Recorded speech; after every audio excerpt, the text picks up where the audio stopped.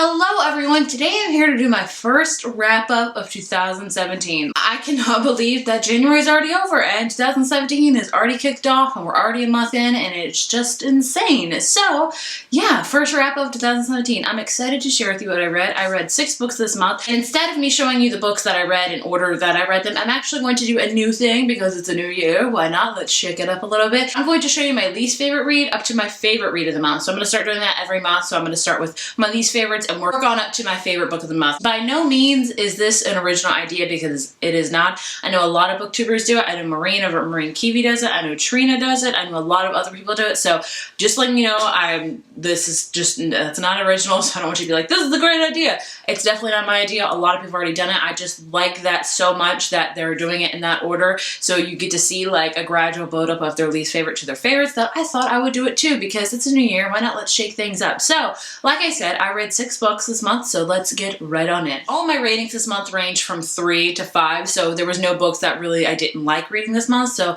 yeah, the first book I rated 3 out of 5, and that is The Young Elites by Marie Lu. Don't get me wrong, I did enjoy this. I didn't love it as much as I wanted to. This is the first book in her Young Elites trilogy, which I did read the trilogy in its entirety, so you get to see how that spans out in ratings wise. I've also done a full review on this trilogy, and it is non-spoilers. If you are interested in this trilogy, you can watch that video and learn more if you want to read it or not, because it is non-spoiler. But this is my least favorite of the trilogy, I would say. I felt like there was a lot of groundwork that had to happen for this book, which is by no means is a bad thing at all, but I felt like the plot was kind of not that amazing in this first book. We had a lot of groundwork to cover, and I didn't love it, but I liked it, and it kept me intrigued to want to continue on with the trilogy. So like I said, I rated this one 3 out of 5. The next book I rated 3.5 out of 5, and that is Tell Me 3 Things by Julie Buxton. This is actually the first book I read in this year. I was kind of at a slump at the latter end of 2016. I wasn't really picking up any books, and the surefire way for me to get out of a slump is to pick up a contemporary, so that is exactly what I did. This is a light contemporary. It's about a girl that goes to school, and then she gets an anonymous email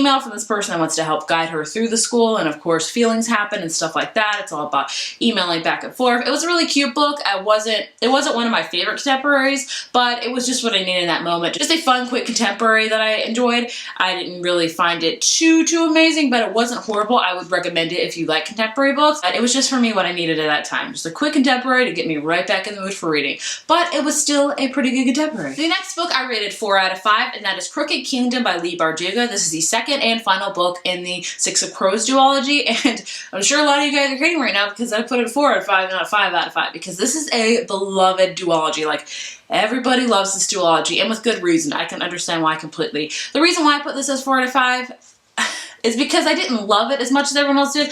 I felt like it took me a good while to get in this book like it did with Six of Crows. I feel like the build-up's kind of a lot of build-up. I really didn't get invested into this book until about page 160. That's when things started really picking up, and that's a while. So that's the reason why it was 4 out of 5 stars. There was a couple other things I didn't really love about it, but it was still an amazing book. Don't get me wrong, I really did like it. The main thing that makes me love this series is the characters. The characters are so amazing in this series. This is a very character-rich, character-driven story, which makes it amazing, honestly. So yeah, I am very happy I read the Six of Crows duology. I finished 2 series this month, so that's always a good thing, kicking off 2017 with a bang.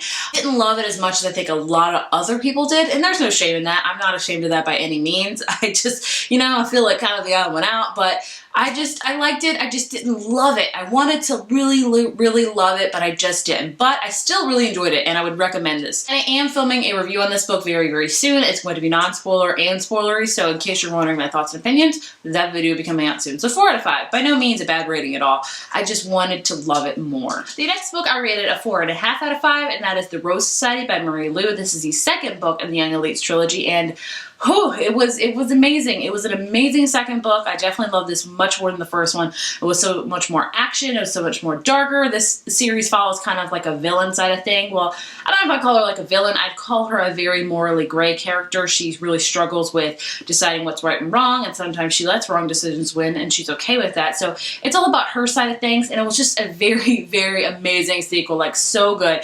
I have a hard time deciding which one I liked more, the second or the third one. So I really enjoyed the second one. I thought it was probably, I want to say it's my favorite, because coming in at like 4.75, I guess, or 4.5, I still don't know yet, is The Midnight Star by Marie Lu. This is the third book in the Young Elites trilogy. I really enjoyed this book. I thought it was a great conclusion. I love how it ended, and I felt like the action was good, but I don't know, like seeing this right now, I feel like I like the second one a little bit more than the third one, so let's just reverse these. So this is like 4.5, and say this is 4.75. I don't know, gosh, ratings are hard, people. But either way, the last two books in this trilogy are worth it. So if you have read The Young Elites and you're still like, I don't know if I want to read anymore because the first book wasn't that good, trust me, the last two are worth the read because they were amazing. I say the second one really, really makes the series amazing. So good. And my favorite book of the month came in at 5 out of 5, and of course that is A Monster Calls by Patrick Ness.